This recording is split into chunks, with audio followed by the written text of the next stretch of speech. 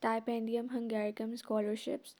ये वो स्कॉलरशिप्स हैं जिनमें पाकिस्तानी स्टूडेंट्स अप्लाई कर सकते हैं। एचईसी की तरफ से ये स्कॉलरशिप प्रोग्राम अनाउंस किया गया है जिसमें आप लोग अप्लाई करते हो और देन आप लोगों को चांस मिलता है हंगरी की यूनिवर्सिटीज़ में स्टडी अपनी फ़र्दर कंटिन्यू करने का। बट इसके अंदर ये है कि आप लोगों को कुछ टर्म्स एंड कंडीशंस हैं और कुछ एलिजिबिलिटी क्राइटेरिया, अगर आप उस क्राइटेरिया पे पूरे उतर रहे होगे तो देन आप लोग अप्लाई कर सकते हो। अब इसमें यह है कि डेडलाइन हमारे पास है 15 जैन। अब तो डेडलाइन बहुत करीब है, 3-4 दिन रह गए हैं। फिर भी अगर आप लोगों को लगे कि आप लोग अप्लाई कर सकते हो तो आप लोग ज़रूर ट्राई करो, क्योंकि ये स्कॉलरशिप फुली फंडेड होती है। इसमें आप लोगों को ख़ुद कोई फ़ी पे नहीं करनी होती। इवन आप लोगों को एप्लीकेशन फ़ी भी नहीं देनी होती, क्योंकि जब आप लोग ख़ुद से अप्लाई करते हो फॉरेन यूनिवर्सिटीज़ में तो वहाँ मिनिमम भी 100 यूरो या 100 पाउंड्स जो है वो आप लोगों को, या $100 फ़ी पे करनी पड़ती है सिर्फ़ और सिर्फ एप्लीकेशन के लिए। अब वो आगे की बात है कि सिलेक्ट हो ना हो तो वो नॉन रिफ़ंडेबल होती है, वो वापस भी नहीं मिलती।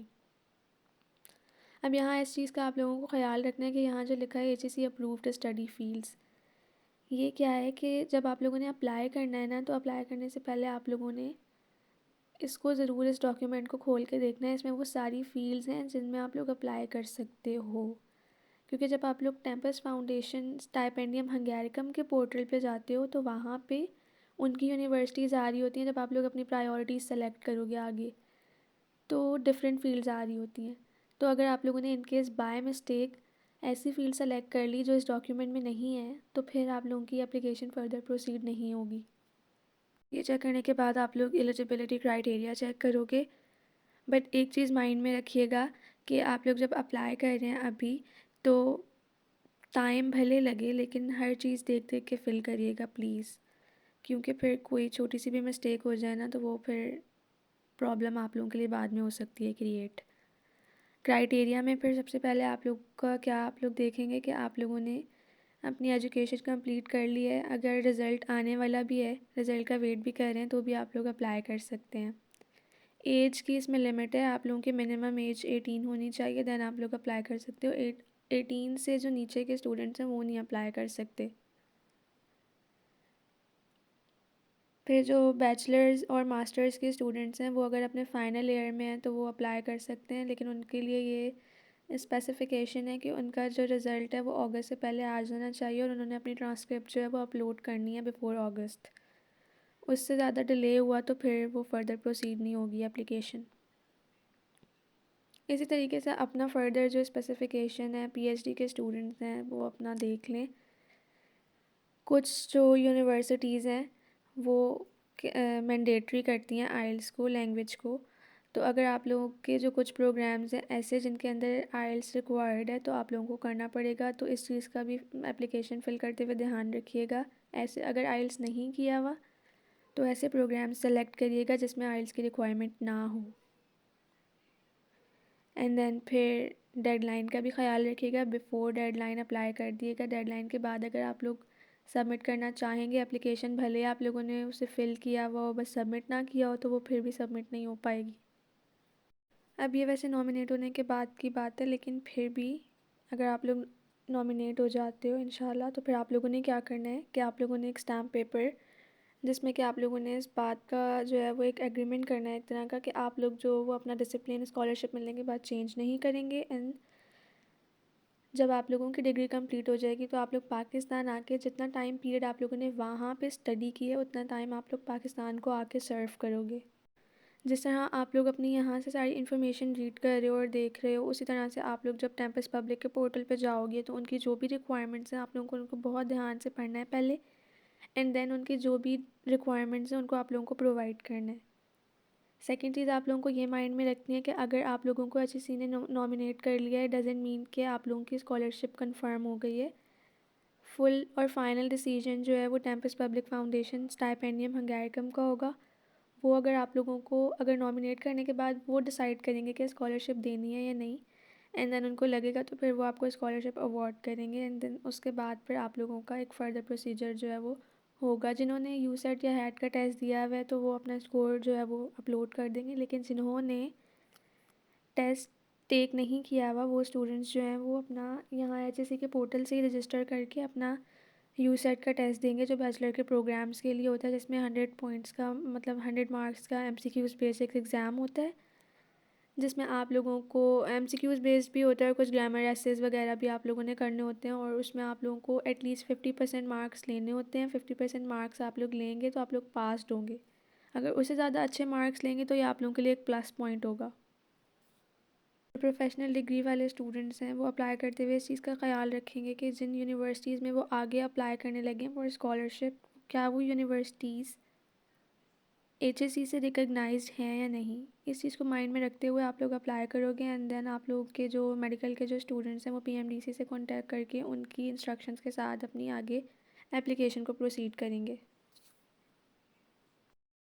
If you have dual nationality, अगर आप लोग कोई मिसलीडिंग इन्फॉर्मेशन प्रोवाइड करोगे, फॉल्स डॉक्यूमेंट्स अपलोड करोगे, या फिर आप लोग किसी भी तरह से अपनी इन्फॉर्मेशन को गलत तरीके से प्रेजेंट करोगे जो आपकी नहीं है इन्फॉर्मेशन, वो प्रोवाइड करने की कोशिश करेंगे, और अगर आप लोग डेडलाइन के बाद एप्लीकेशन सबमिट करेंगे तो इन कंडीशंस में आपकी एप्लीकेशन आगे फर्दर प्रोसीड नहीं होगी। तो please keep it in your mind while uploading your documents and while submitting your application. हर छोटी छोटी चीज़ का आप लोगों ने बहुत ज़्यादा ख्याल रखना है। 3 to 4 टाइम्स उसको रीड करना है, बार बार रीड करके। स्ट्रेस नहीं लेना, लेकिन ये है कि काम होके हर चीज़ को देख के सही से माइंडफुल होके आप लोगों ने अपनी एप्लीकेशन सबमिट करनी है। मेन बात आ जाती है कि सबमिट करनी किस तरह है। इसमें सबसे पहले आप लोगों को 2 पोर्टल बनाने होंगे। जैसे मैं पाकिस्तानी यूनिवर्सिटीज़ में अप्लाई करने का आप लोगों को बताती थी ना, वहाँ आप लोगों ने अपनी यूनिवर्सिटी के पोर्टल पे बस एक बनाना होता था। यहाँ आपको 2 जगह पोर्टल बनाना होगा। एक HSC की साइट पे बनाना होगा और एक कैंपस फोरम पे अपना पोर्टल बनाना होगा। दोनों लिंक यहाँ पे स्टेप 1 और स्टेप 2 में प्रोवाइड किए हुए हैं।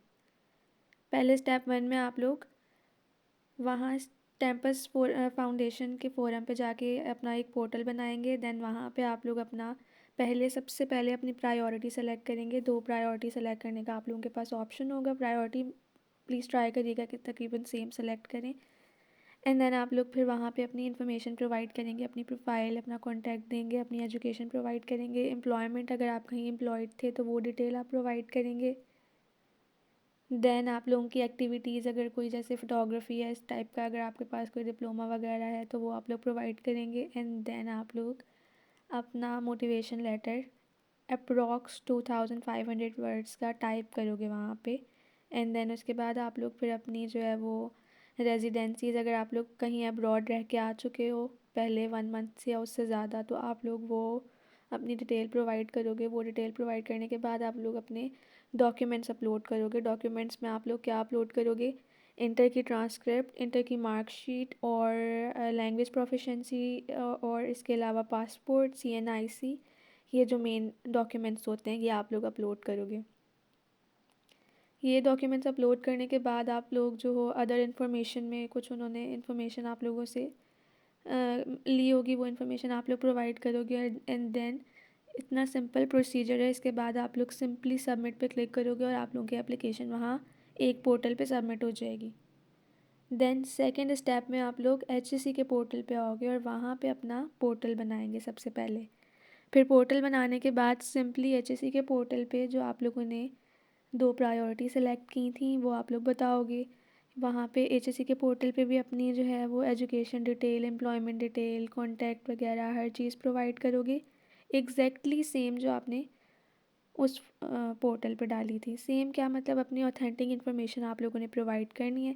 एंड देन वो इन्फॉर्मेशन प्रोवाइड करने के बाद आप लोग अपना यहाँ पे एक पहले अपने जो आप लोगों का स्टेटमेंट ऑफ पर्पस, जो मोटिवेशन लेटर होता है, उसकी एक समरी आप लोग लिखोगे, टाइप करोगे। उसके बाद आप लोग एक PDF डॉक्यूमेंट बनाओगे अपना स्टेटमेंट ऑफ पर्पस का। फिर वो स्टेटमेंट ऑफ पर्पस आप लोग सबसे लास्ट स्टेप में उसका PDF अपलोड करोगे। एंड देन उसके बाद आप लोग अपनी जो HSC पे आप लोगों की जो डॉक्यूमेंट है वो कंप्लीट हो जाएगी एप्लीकेशन, और इसे फिर आप लोग फर्दर सबमिट कर दोगे। इसके बाद आप लोगों ने एक्सेप्टेंस लेटर अपना जो है वो अपलोड करना मैंडेटरी नहीं है। मेडिकल सर्टिफिकेट अपलोड करना भी मैंडेटरी नहीं है। वो अगर आप लोग अगर नॉमिनेट हो जाओगे तो उसके बाद आप लोगों को अपलोड करना होगा। तो यही मेन एक प्रोसीजर था अप्लाई करने का। अगर आप लोग इस तरीके से अपनी सारी चीज़ें आप लोगों के पास हैं तो इनको सही तरीके से अपलोड कर दें बिफ़ोर द डेडलाइन। और थोड़ा नहीं, बहुत ज़्यादा ख़याल से बस अपनी इन्फॉर्मेशन अपलोड करिएगा, क्योंकि छोटी छोटी मिस्टेक्स से जो है ना वो बाद में एप्लीकेशन में अगर एरर आ जाए या मसला हो जाए तो वो फिर दोबारा आप लोग उस इन्फॉर्मेशन को चेंज नहीं कर सकते। इसलिए बस देख के अपना डेटा एंटर करिएगा। इतना मुश्किल नहीं है, इजी है, आराम से हो जाएगा इंशाल्लाह।